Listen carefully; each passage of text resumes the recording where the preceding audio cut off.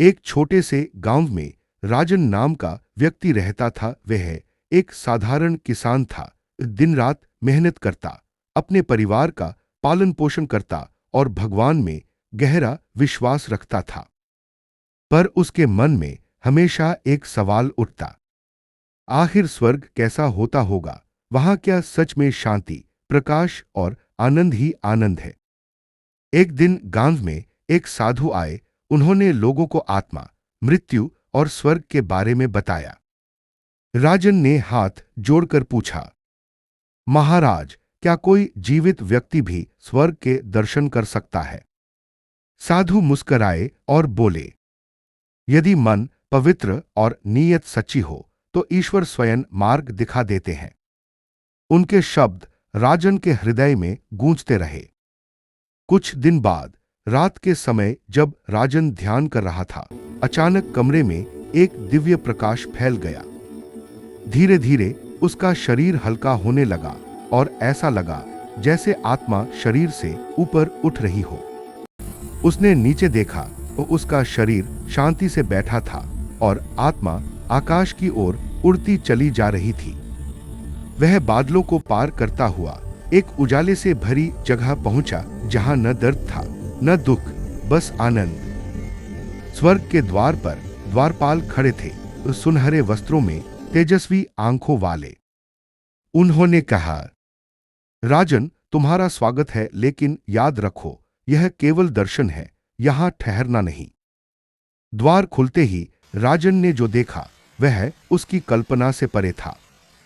हर ओर प्रकाश, संगीत और एक ऐसी शांति जो आत्मा को छू जाए। फूल जो बिना तोड़े भी सुगंध देते थे, नदियां जो प्रकाश की तरह बहती थीं और जीव जो प्रेम से एक दूसरे को अपनाते थे। राजन ने वहां अपने दिवंगत माता पिता को देखा।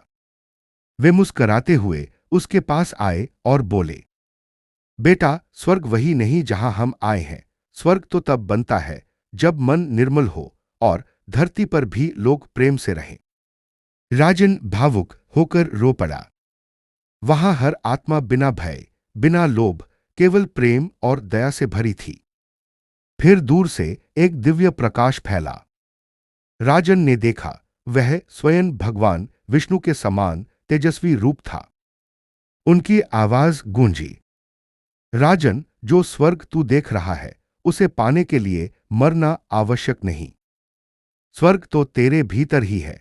जब तू दूसरों का भला सोचता है, जब तू किसी भूखे को खाना देता है, जब तू प्रेम से बोलता है, वही स्वर्ग का अनुभव है। राजन ने आंखें झुका दी और बोला, प्रभु, अब मैं समझ गया, मुझे लौटने दो ताकि मैं धरती पर ही स्वर्ग बना सकूं।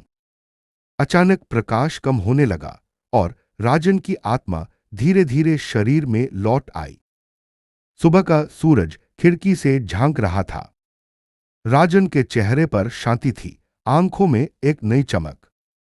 उसने उसी दिन से प्रण लिया, अब वह किसी से कटु वचन नहीं कहेगा, हर जरूरतमंद की मदद करेगा और गांव में प्रेम फैलाएगा। धीरे धीरे उसका पूरा गांव बदल गया। लोग झगड़ना छोड़कर एक दूसरे की सहायता करने लगे। गांव सच में धरती का स्वर्ग बन गया।